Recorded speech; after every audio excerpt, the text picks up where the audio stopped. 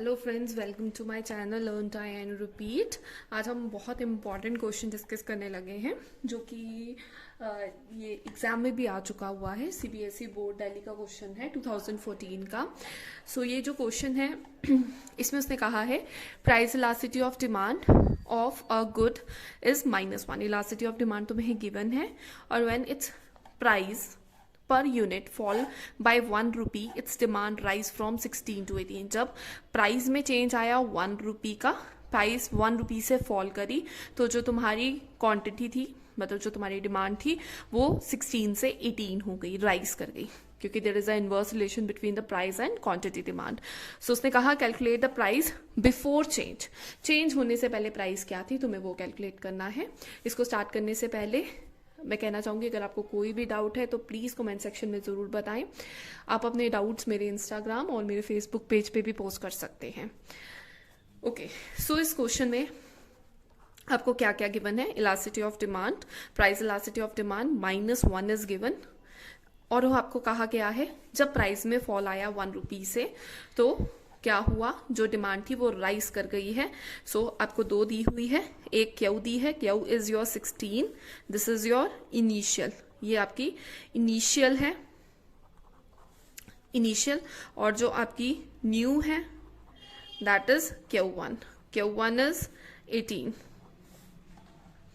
Okay, तो ये तुम्हारी क्या दी हुई है, तुम्हारी डिमांड, तुम्हारी क्वांटिटी दी हुई है। बट तुम्हें उसके बारे में, पी के बारे में सिर्फ इतना बताया है, प्राइस के बारे में इतना बताया है कि प्राइस जब 1 रुपी से फॉल करी है। ठीक है, तो हम सबसे पहले इसका फॉर्मूला लिखते हैं। हमें इलास्टिसिटी ऑफ डिमांड का फॉर्मूला पता है। मैं क्लियर करना चाहूंगी, जब सोल्यूशन में माइनस गिवन होता है तो फॉर्मूले में हम माइनस का साइन नहीं डालते हैं। ठीक है, तो वहां पे हमें फॉर्मूले में माइनस का साइन स्किप करना पड़ेगा। तो हम सिंपल फॉर्मूला लिखेंगे, हम यहाँ माइनस नहीं लिखेंगे, हम सीधा लिखेंगे P over Q, this is initial P, initial quantity, into change in quantity divided by change in price.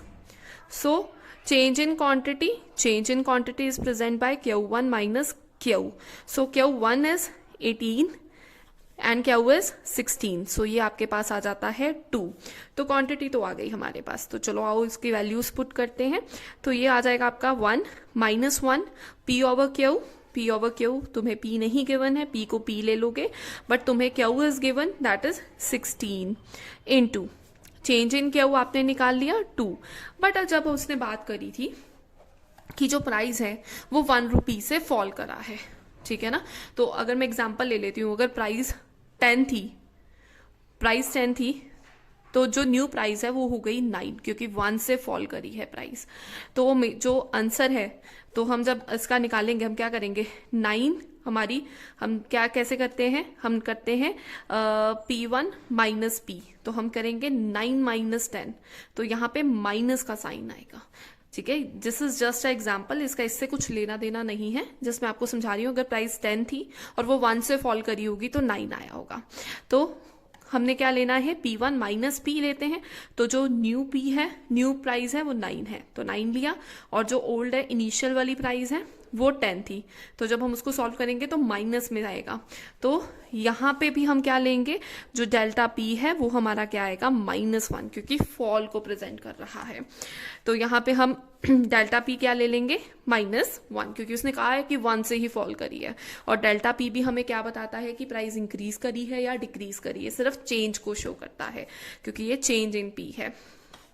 This is change in Q and this is change in P। तो change in P I hope आपको clear है। तो ये -1 यही रहेगा, ये यहाँ से कट कर जाएगा 8 पे, तो ये आपके पास आ जाएगा P ओवर -8। अब जो यहाँ पे ऑपोजिट साइंस हैं तो ये क्या हो जाएंगे, तुम्हारे कट हो जाएंगे। ठीक है, तो हम क्या करेंगे, तो P क्या आ जाएगा, जब ये यहाँ जाके मल्टीप्लाई हो जाएगा तो ये 8 रह जाएगा, तो हमारे पास जो ओल्ड प्राइस है वो P आएगा। ये ओल्ड है, इनिशियल है, या तो इसको इनिशियल कह सकते हो, दिस इज योर इनिशियल, या तुम इसे ओल्ड प्राइस कह सकते हो, क्योंकि उसने हमें, या हम इसको कह सकते हैं बिफोर चेंज, क्योंकि हमें उसने निकालने के लिए कहा था कि प्राइस चेंज होने से पहले क्या प्राइस थी वो निकालो, it is before change. So आप कह सकते हो P is equal to 8, this is a price, यहाँ पे लिख सकते हो, कंक्लूड कर सकते हो, प्राइस बिफोर चेंज और P is equal to 8 rupee per unit. I hope आपको ये क्लियर है, और अगर आपको कुछ भी डाउट है तो आप कमेंट सेक्शन में ज़रूर बताएं, और मेरी वीडियो को लाइक करना मत भूलें और subscribe my channel. Thank you.